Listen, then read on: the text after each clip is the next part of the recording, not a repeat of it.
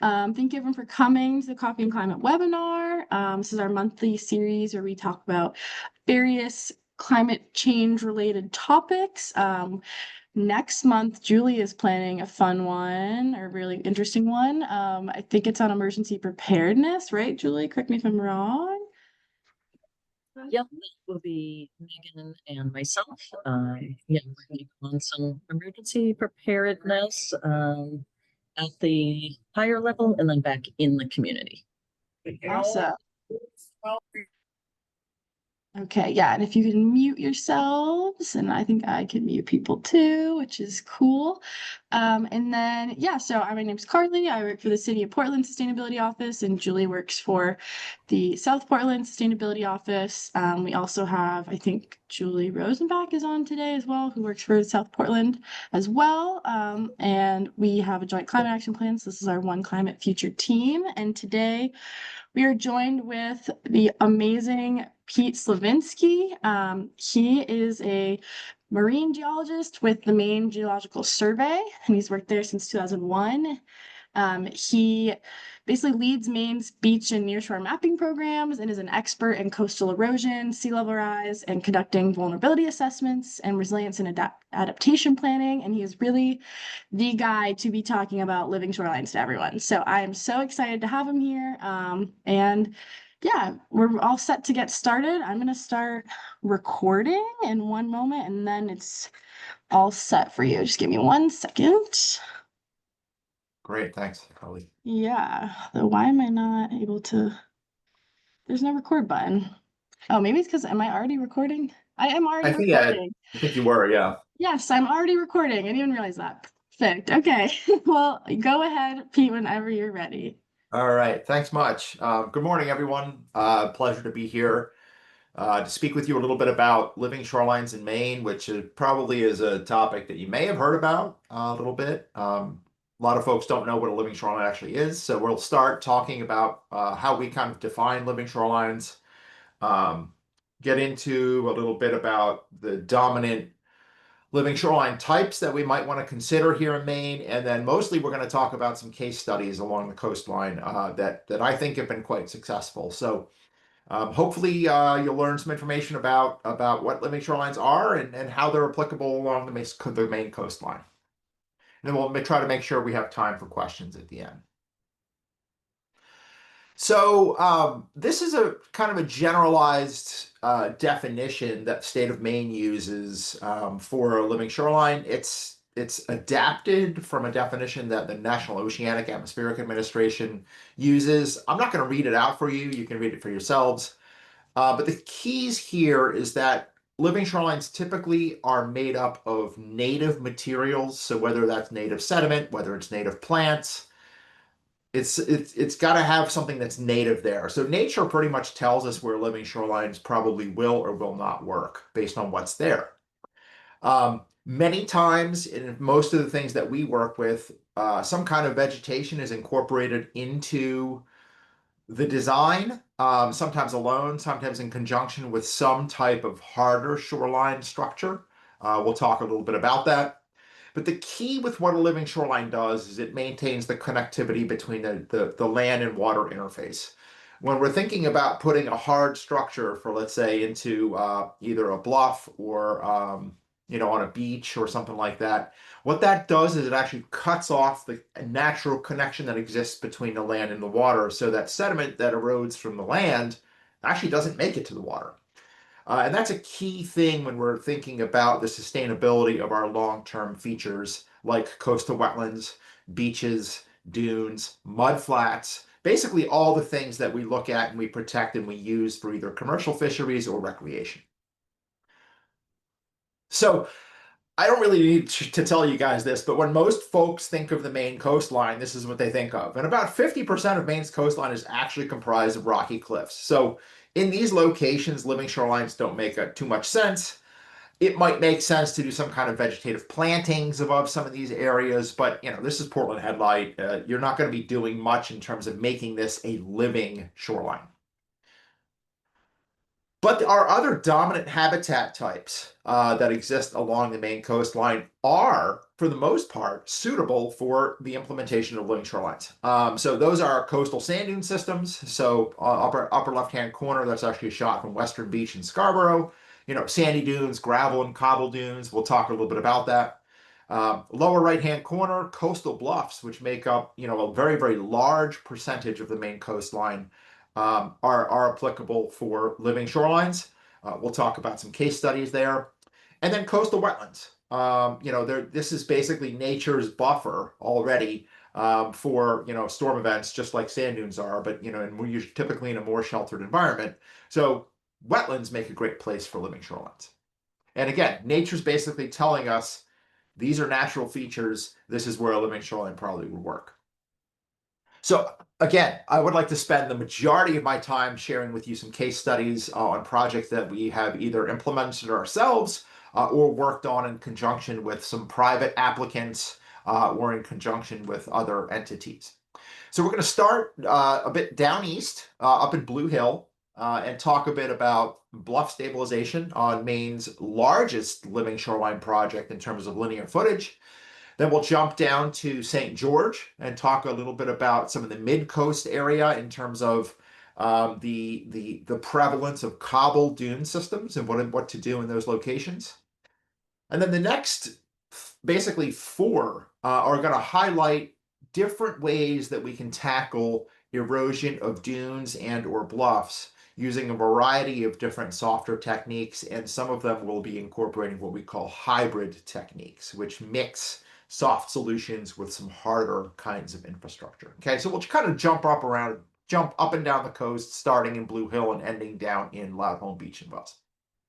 All right, so you guys know the Maine coastline, hopefully, so I'm not going to show this slide again, but we will kind of jump and look at some aerial images at each of these when we get to them. So the first site I wanted to share with you is a private property that stretches about 2,000 linear feet on a salt pond in Blue Hill. This is an area where you've got tidal flow that's up off of the right-hand corner, so the tides rise and fall each day. Pretty high. There is a little bit of fetch in this salt pond, so there's, you know, some waves that form and attack this area. But we're talking about basically 2,000 feet of eroding bluff along this shoreline that goes all the way along where this home is, all the way around this rocky headland into a stream corridor right here. So one thing you'll notice when you're looking at this is a mowed field and has been for probably 150 years. What we do in our uplands has a big impact in terms of how water drains on the land surface. So if this is all denuded of vegetation and this is a steeper slope, all groundwater drains down this slope and into the face of the bluff, which actually, for many cases, is what we see that causes the bluff erosion that's occurring.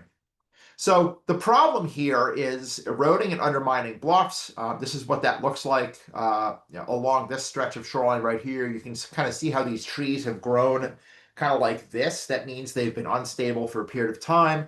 The gravity is literally pulling the root systems down the face of the slope. There's fallen trees, there's toe erosion. You can see how at high tide, that just comes into contact with the toe of the bluff. So this bluff is struggling due to a lot of different factors. The traditional way of stopping this erosion, quote unquote, is to put in riprap. The homeowners here said, no, we don't want to do that. They had the financial ability to basically do anything that they wanted at this location, and they chose to implement a hybridized living shoreline. So the solution was developed by a consultant that lives in that area, actually, and the idea was to do something that had not been done in Maine before. So this is kind of a plan view looking down on that area I just showed you. Sorry. So this arrow is basically where the house is right here. So that this area is what has been proposed in this location is what we call a tiered living shoreline design. So that is, they wanted to do something down in the intertidal zone that replicated what nature had put there at some point, and then use different techniques going into the uplands to kind of stabilize those uplands. I'll talk a little bit about permitting, but that's not really the focus of this presentation. But there was extensive permitting needed because work was being done in the intertidal zone. Cost-wise, this approach was comparable to actually riprapping that whole slope, so 2,000 linear feet. Riprap costs anywhere from $1,000 to about $1,500 a linear foot. And they had to monitor this project for 5 years. So we'll focus in on this little red box, and this kind of shows you what they proposed. So out into the salt pond, they had several different tiers that were kind of built using those fallen trees or trees that had to be cut from the bank. So you can see how trees were kind of integrated into the design. Root wads were put in place. That's where you see these kind of like sections of trees. And then they actually put what we call rock ballast into this area. And those are smaller boulders to help keep down coir fabric that was used. And also, they put larger boulders in here to kind of break up ice that forms during winter, because ice can actually gouge the shoreline pretty well during the winter months. So a cross section of that kind of looks like this. So if you're down in the marsh area right here or a mud flat, you're looking towards the land to the left. You've got these different tiers that are being kind of built using the logs that go then up the slope, and that slope is being regraded to a more stable slope. So this is a really unique approach, and it had not been done in Maine before. So I'm going to just show you some photographs of the different locations where these kind of things were implemented. So this is looking kind of at an area where some stream was restored over here.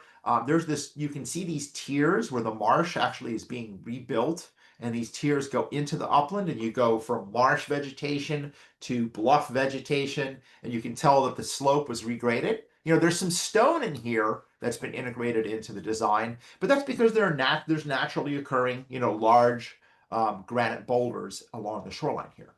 This is just another shot, you know, in the close view, you can see marsh vegetation planted here that goes into goldenrods and different kinds of grasses that like to live along bluffs.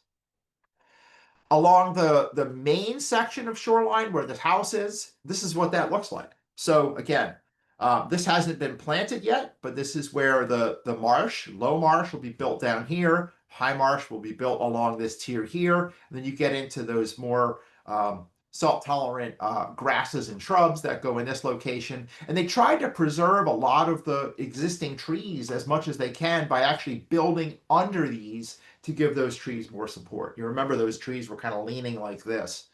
So this is a unique approach, hadn't been done in Maine before, and it was very, very successful. This is just a shot looking back along the houses literally up to the left. You can see how they left some material here so that still can be eroded and provide sediment to the intertidal zone. Okay, because remember, we don't want to totally cut off the erosion of sediment from the upland to the wetland. But again, very successful. These are some fresh marsh plantings over here that are starting to take. Some older marsh plantings that you know, these photos are from November, so everything's kind of going dormant. But very, very successful project. And this is kind of what it looks like from a distance. I think it blends into the landscape a lot better than just rock from bottom to top of the slope. And the beneficial reuse of trees was really kind of a unique approach. So next we're going to jump down to St. George on another private property. This is a photo from April of 2024. This is a home right on a kind of a cobble point that exists there. And these are cobble sand dunes that go around the point here. Very, very common habitat along a huge portion of the mid-coast. And the storms that we had in January pushed these cobbles and flattened these cobbles all the way up, like almost to the house here. So this homeowner was very scared about what was going to happen because this whole thing literally went from this big cobble ridge to something that got plastered up the landscape. This is what it looked like from a kind of an aerial image, an oblique aerial image of the house. You can see that whole cobble dune was just plastered up the landscape. This cobble dune over here still exists nicely, but they also lost a section of wall that they had in here. So the original idea that came to us from a consultant was, well, you know what, we're going to build a vertical cement wall and we're going to put field stones around it because there's field stones or cobbles, round cobbles in the area. And we're like, it's a dune, you really can't build a wall there.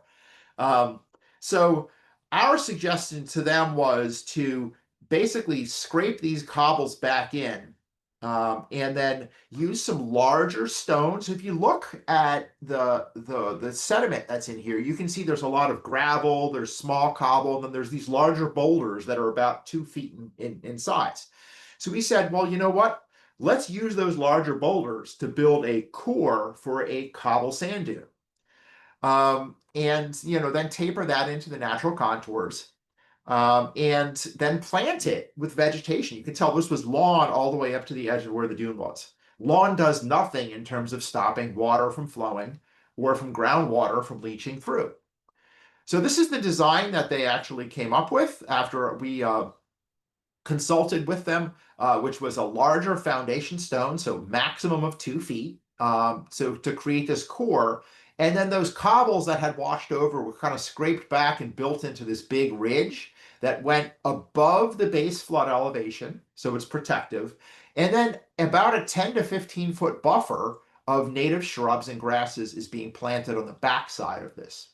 This project is currently underway, so I don't have a photo for you showing the ending product. But again, a new approach to an area where a large portion of the Maine coastline is made up of these cobble dune systems, and they function differently than our sandy dune systems in southern Maine. All right, let's get into some of that sandy dune system stuff. So this is Pemaquid Beach in Bristol. If you've ever been there, it's the southern end of the Bristol Peninsula. Not quite at Pemaquid Point, just up the coast a little bit on the inland side. Very, very open to southerly swells. And erosion from the January storms actually eroded about between 10 and about 40 feet of dunes in this location. So this is actually a bathhouse that used to be up in here, that the community moved all the way back here, about 5 or 6 years ago. But this is all what was eroded. So this actually was a dune system all through here. You can see trees were knocked down. The dune was totally flattened. And we'll look at some photos at location 1 here of post-storm, and then what it looked like after we did some work.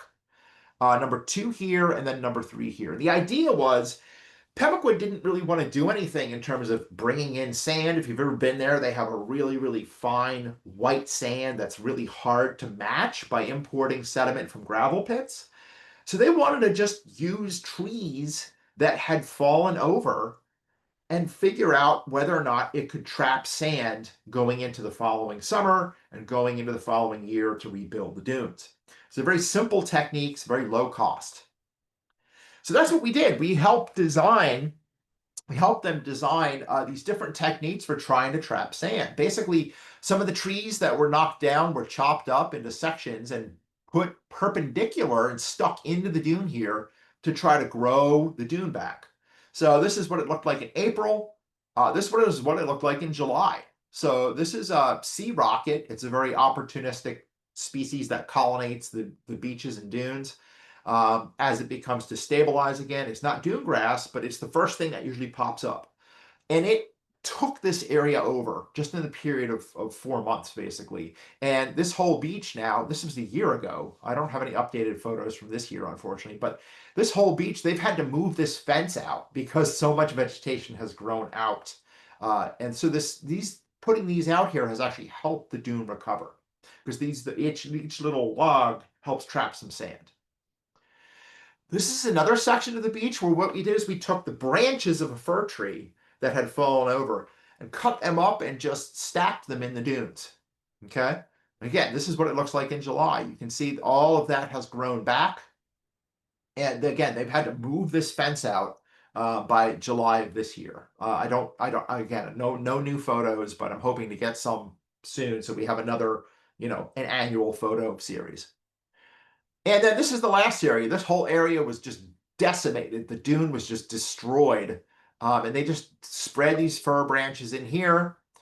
And this is what it looks like in July of last year. All of this dune grass came back. And the whole dune is now kind of building itself back up. So low cost, just a little bit of heavy equipment was used to cut some of the trees. And that's it. Very, very successful recovery. Next, I want to jump to Popham Beach. For those of you who've been here, this is the parking lot at Popham Beach. This is the West Bathhouse right here. If you went to Popham Beach back in the, mid 2000s, like 2005, there was about 500 feet of dune in this area right here. So over time, what happens is the Morse River, which comes out between Small Point Beach and Popham Beach, it tends to swing and whip to the east. And when it does so, a lot of these dunes get eroded. Now, in the January 2024 storms, what happened is the dunes that were here, that were protective, this red area basically that I'm highlighting, all got blown away. They all got flattened and eroded out. So what we did is we worked with the park to come up with a technique. You may have heard about this, or maybe some people actually donated Christmas trees, but we put out a call that said, you know what? Let's try to beneficially reuse Christmas trees to restore the dunes here. So Christmas trees are considered a solid waste, so we had to get a special permit from Maine DEP's solid waste program. And the trees were donated. We asked for about 500 trees and received 1,200 Christmas trees. But the idea here was to build these rows that simulate naturally occurring dune ridges and see if the Christmas trees actually trapped sand and helped rebuild the dunes. So we're going to go and look at a series of photos from March 2024 when we built the project through October of 2024. I'm actually headed there next week, so hopefully I'll get some updated photos. So we'll look this way towards Center Beach, and this is the area where we're going to look at the restoration and how that worked. So this is looking east. This all were large dune ridges that actually got totally just flattened by the storms. You can see some remaining dune grass in here. That's good. That means, the roots are still there, but you can see there's no protective ridge. And I've kind of highlighted this tree because it's just a nice little landmark for us to watch as we go through this series of photographs. So we put in 3 rows of trees in March. You can see we've kind of oriented them tip to tail. So basically we just dig a very shallow trench and orient these tip to tail in, spacing of about 15 to 20 to 25 feet between these different ridges, which kind of mimics kind of like these natural dune ridges that form. So this is what we did in one day, just 5 volunteers. So, very low cost. We did use a little tractor to haul these trees out, but that's about it. Everything else was done by hand. This is what it looked like in May. You can see some of the dune grass is starting to grow back in. This is what it looked like in October of 2024. So the dunes have rebuilt all the way down to this row, and we actually added a 4th and a 5th row in October to try to trap more sand going into the winter season. You can see there's no dune grass in here, so it kind of grew all the way back through, but it's having a tough time growing in this area. I think one of the things that we would have benefited from is if we actually transplanted some dune grass, but you don't want to do that too much in the fall. It's best to transplant it in the spring so it has a full growing season to kind of grow. Anyway, so that's, very successful. We've rebuilt about 125 feet of dunes. I'm interested in seeing what it looks like next week when I'm there, because I've heard this last row we lost.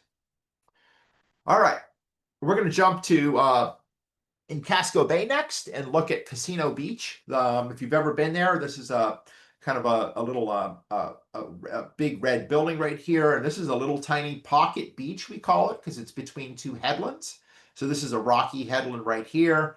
This is a rocky headland right here. It's a very, very small beach. A small sand dune system is in this area. And in dune systems, you cannot build new seawalls. It's part of the regs. So the community approached us and said, what can we possibly do here? So we worked with them, and it was mostly an individual, Scott Wilson from Little Diamond Island, who came up with these ideas. He's a landscape architect. But you can see there's a seawall that extended around here. You can see that there was erosion that occurred in this corner here. So what that looked like after the storms was this. So there was no dune or beach left, and the rocks had been kind of decimated and blown apart. And then there was end effect erosion at the end of where these rocks terminated. So in this area right here, that's where that end effect occurred. So the end effect occurs because you have a hard rocky stabilization structures, and then waves interact with that, wrap around it, and cause what we call end effect erosion. So you can see this is what they were dealing with. So again, because this is a beach and a dune system, they couldn't build a new seawall here. They could reuse the rocks here and rebuild this wall. So what they came up with was, this is a little bit busy, but basically using tiers of coir logs.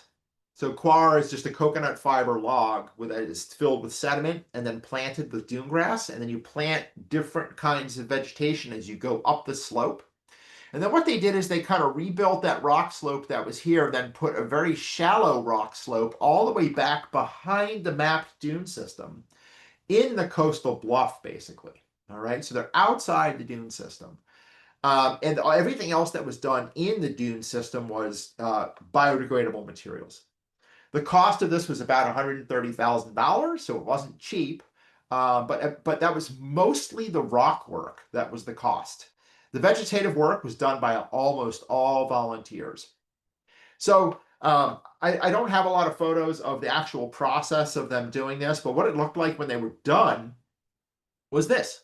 And this was actually taken from earlier this year. So it survived all winter really well. You can see the different rows of coir logs that go kind of up the slope. And you can see all the different plantings that are put in. They even put some trees in, some sumac and bayberry trees up in here. The rest is dune grass that then goes to different kinds of shrubs in the back here. And you can see some additional trees that were planted up here. So again, kind of this hybridized approach that so far has performed very well. All right, we're doing well on time. This is my last case study, I think, and this is the one I'm going to probably spend my most time on because it's a really interesting one. This is down at Loudholme Beach, which is, if you've ever been to the Wells Reserve and walked down the path to the beach, this is the path that comes down through the Wells Reserve. Loudholme Beach is this beach system here on the right. This is Drake's Island Beach, which is the system here on the left. You can tell, first of all, a big difference between these two. One is very, very heavily developed. It has rock and vertical bulkhead seawalls along here that cause end effect erosion in this area here because, again, when waves interact with this seawall, they're going to ride along the side. They're going to wrap around and reflect off this seawall and cause increased energy in this area. You can kind of see how that's kind of happened in this area. This has been a long-term problem. These homes went in the early 80s, and they were set back. This is because the coastal sand dune rules came into effect after the big storm of 1978. So you couldn't put new houses like over here. If they were being built, they had to be back well far from the edge of the dune. They had to be elevated up on posts so that sand could go through. But over time, this erosion from the walls here has really impacted these properties right here, these 4 properties. So this is about 800 feet long, this area. There's a complex ownership here because the Wells Reserve owns this, the town of Wells owns this, and then you've got 1, 2, 3, 4 different property owners that own these areas here. And then this is all part of the National Estuarine Research Reserve, and also U.S. Fish and Wildlife owns a lot of this also. It's a very natural system. You can see this is all cobble over here, and this is sand over here. All right, so this is going to be a photograph looking this way in 2021. You can see there's a nice wide dune system in this area. This is about the erosion that occurred in January of 2024. They lost massive amounts of dune. This is what that looked like after the storm on the 10th, I think it was. There's no dune left, basically. The shoreline's back by the houses. So the idea here was, oh yeah, this is just another photo showing the end effect erosion that occurred. It pretty much actually went landward of this existing house. So the idea that a consultant came up with, who was working with those property owners, was to build what we call a hybrid core dune, okay? So there was a federal dredge of the Webhannet River that was occurring at the time, so sediment was available. So that sediment, about 5,000 cubic yards, was going to be stockpiled in that area of the dune system, right in this area here. And then as permitting went for the project, they were going to use that and build what we call a cobble core dune. So I showed you an example where the 2-foot cobbles were used. This was a little bit different because this system has very small cobble. You know, most of them are about this big. So you can't really bring in large stones and use them in a dune system. So what was proposed here were what we call cobble lifts. So these 3 things that you see in here basically are wrapped tubes of cobble that then are used to anchor coconut fiber rolls into, okay? So kind of an interesting approach, never been done in Maine. So when we looked at this though, we said, you know what, if you just build this might not do the trick. Why don't you build a dune ridge that's sacrificial in front of it and then build this behind that? So what they were originally proposing was to build this kind of ridge out here and then restore the whole dune behind it. And we said, well, instead of doing that, why don't you do this? Why don't you build a sacrificial ridge with all the sediment you've got and then build your engineered core dune back here? Okay, so that's what they did. This frontal dune exceeded the base flood elevation by about 3 feet. This back dune exceeded it by about 1 foot. So the idea here is that this provides sacrificial sediment to the system. It will provide massive protection until it erodes.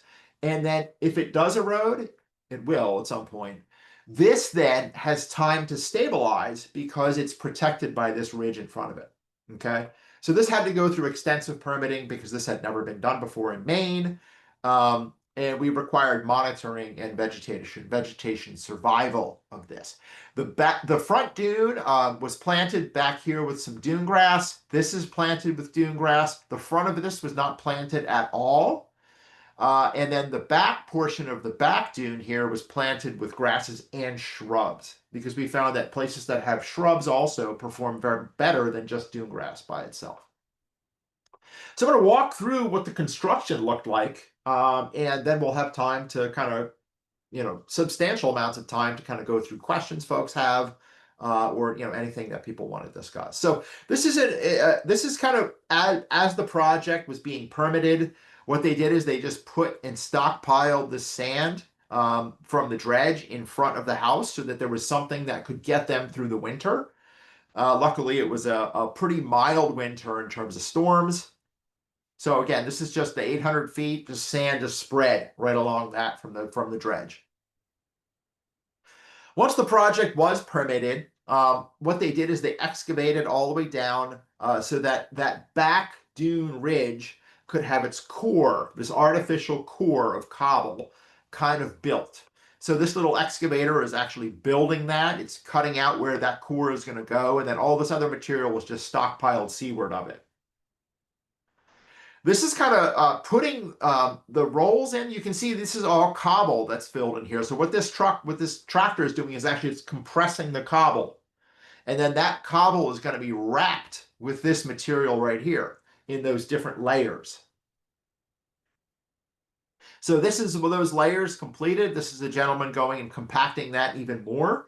You can kind of see how these different these different coir layers are then rolled over and they get attached to that to create kind of what the lift is. This is the finished product. This is the cover to it being stitched into place. So underneath there are those 3 or 4 different cobble lifts, as they're called, which again are just these kind of stacks of cobble in these, kind of like Tootsie Roll things. Then these coir rolls, these coir logs that are filled with sand, were put in place, and they're actually planted also with some dune grass seeds. And then they're anchored down into those cobble lifts with these metal anchors. You can see this metal anchor that stretches all the way along here. There's one here, one here. These have not been tightened yet, but this one has. So those then get tightened so that these these coir rolls kind of get pulled down into place. So this is what that back dune ridge looks like when the coir rolls are attached and kind of driven into that cobble lift below it, right? Then the next thing is to cover that with sand and then start building the front dune ridge, that sacrificial ridge. And this is what it looked like when it was done. This is that sacrificial ridge. It's about 3 feet. It's about 2 feet higher than the ridge that's behind it. And this is that artificial ridge that is, the cobble cores with the coir rolls basically anchored down onto that. First time that technique's been used in Maine. This is what it looked like in July of this year. I went and visited. This is that frontal ridge right here. This is that back ridge. You can see the dune grass has come in really well. Again, there was no planting that occurred on the seaward side of this. You can see dune grass has grown down here. And this is all that opportunistic sea rocket that I was talking about. That is about one of the first colonizers that comes into place. So it's done very well. This sacrificial ridge hasn't even been eroded yet. So the hope is that this will, last for several decades and really protect these homes in this area. The cost was comparable to building a seawall, which again, you cannot do in the dune system. If you have an existing seawall, you can maintain it, but no new seawalls are allowed in the coastal sand dune system because of the detrimental effect that seawalls have on beach and dune processes. So that's what I've had. That's what I have for you today. This is a list of resources that I think are pretty important for folks to kind of look at when they're thinking about living shorelines. One is a coastal bluff resources page that the Cumberland County Soil and Water Conservation District created in conjunction with a project that we worked on with them back in like 2018 that was specific to coastal bluffs. It has information on how to assess your bluff for stability. It has information on decision support trees and things like that. And also a coastal bluff planting guide, which is key because it looks at different zones along the shoreline and tells you what's really good for planting in certain areas. Next, we have our coastal property owner's guide. That's something that I've written 2 versions of. It covers the gamut of coastal processes from marshes all the way to dunes, talks about permitting, talks about living shorelines, talks about best management practices, talks about how to make decisions through that. It's kind of due for another update, unfortunately, because we've had some regulatory changes, but it's pretty helpful in walking through folks on how to kind of assess your properties. We also have a living shoreline decision support tool. I'm not going to click on that and look at it right now, but you can go. It basically uses a color-coded approach. We've mapped from basically Cape Elizabeth all the way through portions of the mid-coast up to Bristol, I think it is. And it allows you to look at the suitability of shorelines for living shoreline approaches. It kind of uses red for, yeah, probably not, yellow for maybe, and lighter greens to dark greens for, yeah, it'll probably work here. Because, what we're seeing in nature is telling us that the features that are there are suitable for living shoreline approaches. This is a new product down here. The Wells Reserve worked with a consultant, and I was on a technical advisor on this. They basically took what we did in Casco Bay and Penobscot Bay and replicated it for southern Maine, but they also took into account the fact that southern Maine has a lot of beaches and dunes. So it's a little bit of a different process, but the overall product is the same. It kind of highlights areas where these things are more suitable than other locations.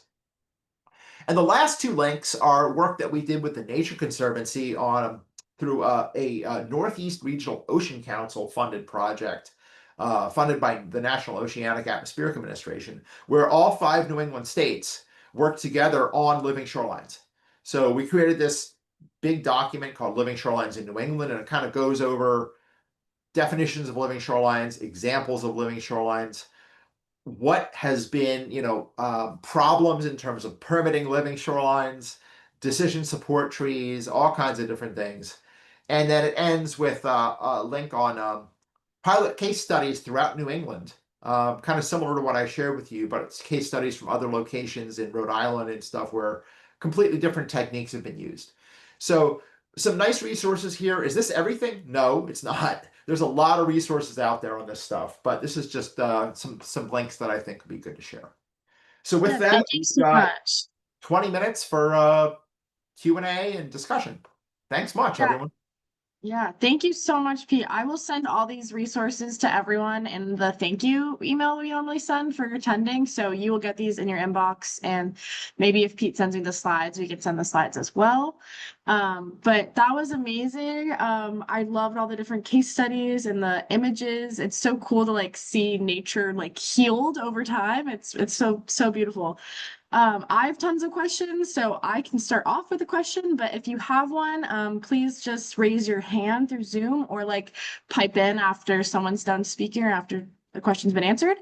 But I can kick us off. I literally have so many. Okay, but we'll start with one. Um, one thing I was reading about with living shorelines is the use of like recycled oyster and surf clamshells, like being used to construct living shorelines and like placing those in mesh bags. And I was wondering if you've used that before, if that's a method, is that similar to the engineered core idea? Yep. And how does that So, affect like, yeah, basically, yeah.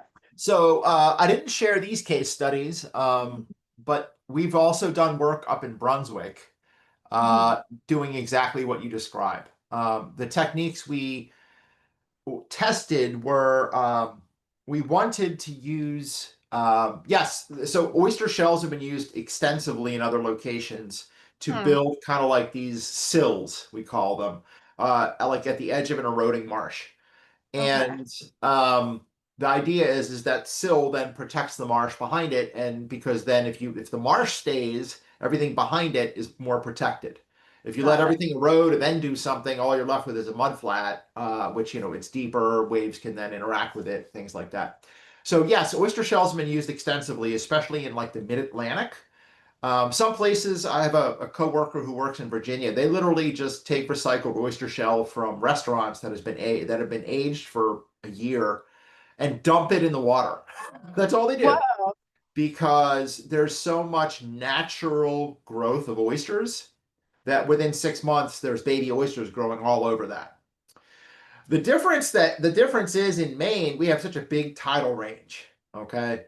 So we don't get as good natural recruitment of oysters in the intertidal zone because in the winter, that whole area is exposed for 6 hours out of the tide cycle and they freeze and they die. Hmm. So because we have such a big tide range and we have such areas where we have such shallow slope, the tides are when the tide is out, it's like 500 yards seaward in some locations. And when it's in, it's all the way up adjacent to the shoreline. So it's very hard to do those sills and get natural recruitment of oysters. Ah. We have used those sills successfully in mesh baskets to slow down erosion. We also tested those techniques in biodegradable coconut fiber bags, and I cannot say that those worked very well. And the Hmm. reason is because the coconut fiber, even though it's pretty resilient, daily inundation by the tides on the coconut fiber, especially in a bag that only weighs about 30 to 35 pounds, even when it's roped down, it moves too much. There's friction. The bag breaks apart. The oyster shells dump out. The oyster shells dumping out was interesting. So the bags failed, but the oyster shells dumping out was interesting because it created kind of like this cement-like rock reef at the edge of the marsh. There's naturally occurring reef of oyster shells at the edge. Now nothing's really colonizing that because it's too high in the intertidal zone. Again, because there's no natural recruitment at the upper edge of the intertidal zone. But the baskets that we've used that are full of oyster shell have worked very well. Okay. That's so interesting. But is that's why the cobble was used in the coconut fiber with that engineered core because it would weigh it down more? Yeah, So what it's it a does different is it case creates study. more of kind of like a harder core. Um, Mhm. but you can't use cobble everywhere. For instance, you would not be able to do a cobble dune at Willard Beach, for instance, in South Portland. There's no cobble there. There's no natural Okay, cobble along the majority of that beach.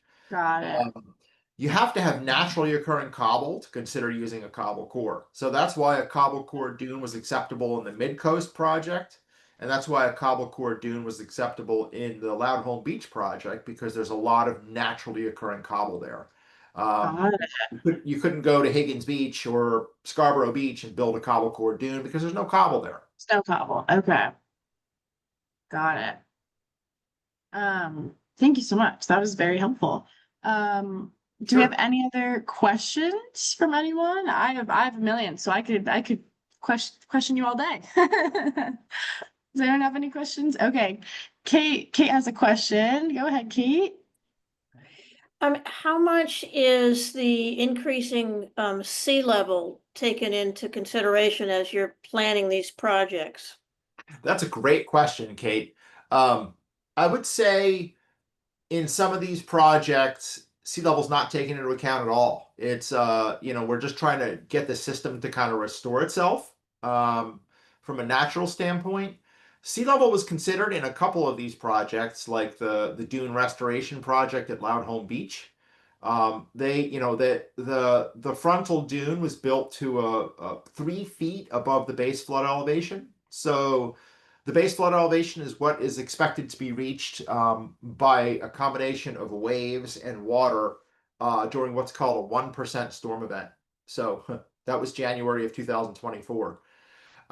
So exceeding that by a bit kind of takes into account the fact that water levels are changing. But again, we're talking about a very dynamic system in beaches and dunes. Those systems are always changing. So it's always good to kind of go a little bit over and above. The other projects didn't really account for sea level at all. That I would say.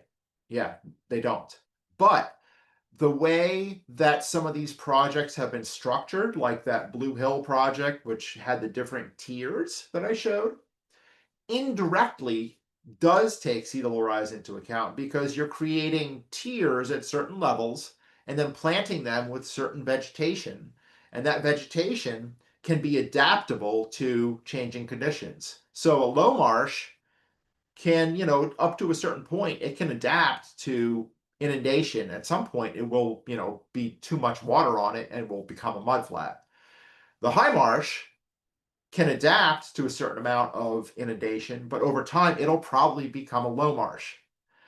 So, because of too much inundation on it. And then the upland species, the whole idea of creating the tiers is that you can have, over time, nature allowing for the different colonization of those different tiers as you're going up the slope. And the fact that the top part of the tiers still leaves the majority available.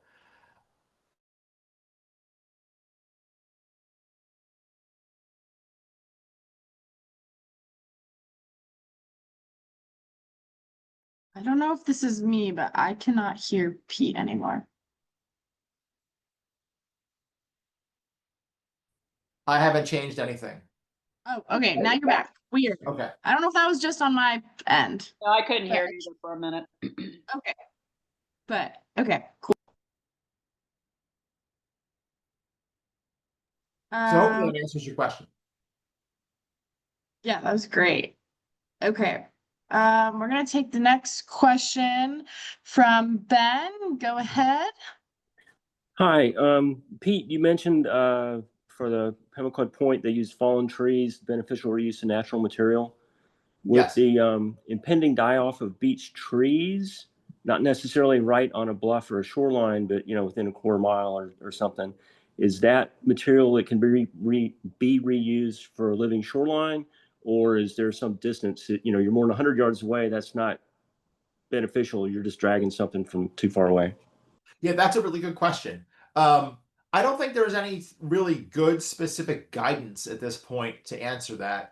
What we've recommended is, if you've got trees that are down or have fallen, they're certainly usable. Because, like, this example that I have on this last page, a lot of these trees had already fallen into the intertidal zone. That's already fallen and easy to use. It's easy to cut up. I don't know how DEP is going to, are they going to be like, well, it has to be just from the property, or if it's just from the property, it's okay. Does that mean you can go cut trees on a different part of your property and then use them? I don't know the answer to that. The guidance that we were given when we were working on a different project at Popham Beach from a couple of years ago, which was just the beneficial reuse of trees, not holiday trees, was you could go and get some of the trees that have been downed on the property and use them for a living shoreline approach. So kind of that it's on the property, you can use it. Anything that comes from off site, off the property, is considered a hazardous waste.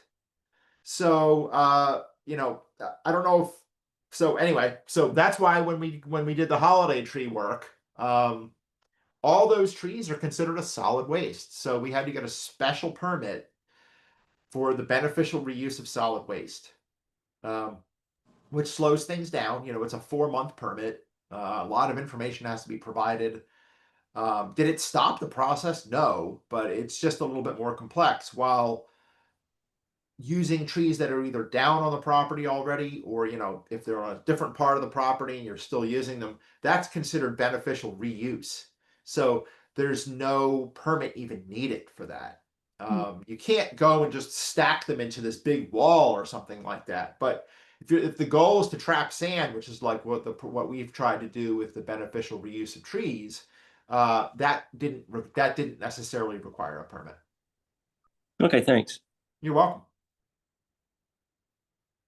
I see Peggy, you have a question? Yes, you identified private properties in a number of these examples.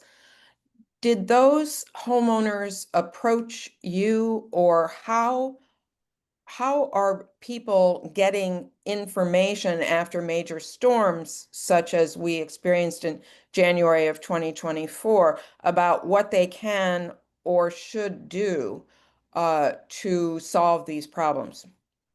That's a great question, Peggy. A lot of it has to do with when they reach out, if they had erosion or whatever the issue was, they reach out to the Department of Environmental Protection, and say, this is what's happened. What can I do? And sometimes they've put them in touch with us for some initial guidance. Sometimes it's a person or an individual that has already hired a consultant or an engineer, and it's the consultant or engineer that kind of does that process for them. That's typically what we see the most. Commonly, what will happen for certain projects is, depending on complexity, there's something called a pre-application meeting. So a consultant or an engineer, sometimes the property owner themselves, will have a meeting with the Department of Environmental Protection, our office, sometimes the Department of Marine Resources, sometimes Inland Fisheries and Wildlife, to say, hey, this is what's happened. This is our initial idea. Give us some feedback. That helps stave off a lot of problems later, because a lot of projects that do come in are developed kind of in a vacuum and then submitted. And then, if there are issues, then it's a long back and forth between the consultant, our office, and the DEP and whoever else. So, we do have property owners that reach out to our office and say, here's what's happening on my property. Do you have any ideas? So we can provide general information. Our office can do that, but we are not consultants, and we're not meant to take the consulting world's job. So there's this fine line of providing general information and too much information. So we are not supposed to be like developing designs until it gets to that permit process where an application has been submitted. We then are commenting agency for the Department of Environmental Protection. So that's where we provide our feedback typically, unless it goes through that pre-application process.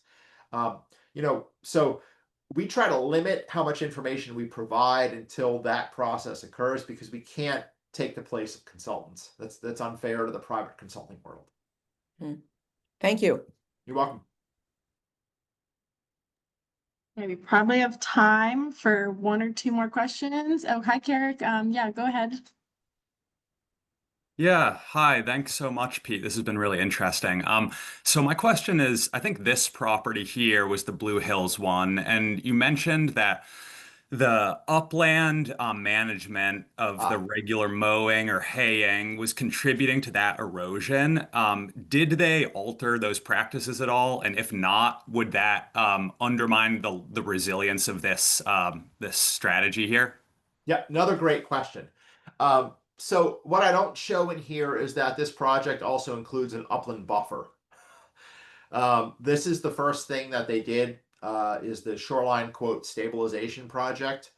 There is a 15 to 20 foot upland buffer of native grasses and no mow zone that is being implemented. So it's grasses and shrubs, um, because and there are special grasses and shrubs from the Coastal Bluff Planting Guide as well, because you want to put grasses and shrubs that have long, robust root systems, especially adjacent to the edges or on coastal bluffs, because they help stabilize soil, but they also help soak up that water. I don't know if the mowing techniques on those fields have changed, but I can say that component of this project is the establishment of that much larger buffer that has not been there before. And that's something that we recommend on any coastal bluff project, regardless of whether or not it is, you know, a rock stabilization that occurs or if it's a living shoreline that occurs. The majority of coastal bluff problems that we see are not just tow erosion. It's a combination of upland land management that leads to groundwater and sheet flow issues. So improved drainage through French drains, um, upland buffers, dealing with sheet flow off the roof of a house differently, for instance, are all components I think that need to become part of the everyday projects that we see. A lot of times we see applications, my bluff's eroding, we got to stabilize the tow. And then you go visit the site and somebody is literally draining their pool onto the lawn on the bluff. And the water is running through the face of the bluff and eroding the bluff. So, I mean, that's a great teaching moment because I can be like, okay, you see what's happening with this pool water? The same thing happens when we get heavy rain. So this is an example of why it's not just tow erosion from storms and stuff like that. So great question, which I think, is also a teachable moment for the rest of this stuff. Yeah, wow. It's so interesting. Thank you. Okay, we'll do one last question. We have Erica right here. Yeah, whenever you're ready. Hey, thanks for this talk. It's been super interesting. And I just had a quick question. I was really curious about the project in Wells where they built the protective dune in front of the dune that they needed to get settled. And you said it had never been done before in Maine. I was just curious about where it had been done before and how successful it was. Sure. The engineered core, that's what I call it, dune technique, came from a consultant who did a lot of work in Massachusetts. So they've used that technique not only in dune systems, but also in the toe of eroding coastal bluffs. So say, out on the Cape, that's a huge issue. So that technique has been used successfully to kind of stabilize the toe of some coastal bluffs. And again, in Maine, as far as I know, that was the first time that the engineered core dune was constructed. There's also, different techniques that have been used in New York and New Jersey that include these cobble or different core kind of systems. Of course, the regulations in the states vary on what is or is not permissible. And again, one of the keys is that you can't just go and suggest a cobble dune in an area that doesn't have cobble. So it would have to be an engineered core that just uses sand or something like that if it's just a sandy dune system with no cobble. Great, thank you. You're welcome. Okay, and that brings us perfectly to 10 o'clock. Thank you so much, everyone, for coming. Thank you, Pete, for this talk. Oh my goodness, so informative and interesting, and amazing photos. And these resources are awesome. I'll send them out to everyone. If you're okay with that, I could also send your email and you can ask Pete questions. Yeah, so thank you so much for coming, and I hope everyone has a great weekend. Awesome. We'll see you next month. Great. Thanks, and thanks all. Great questions. Yeah. Thank you, everyone. Have a good one.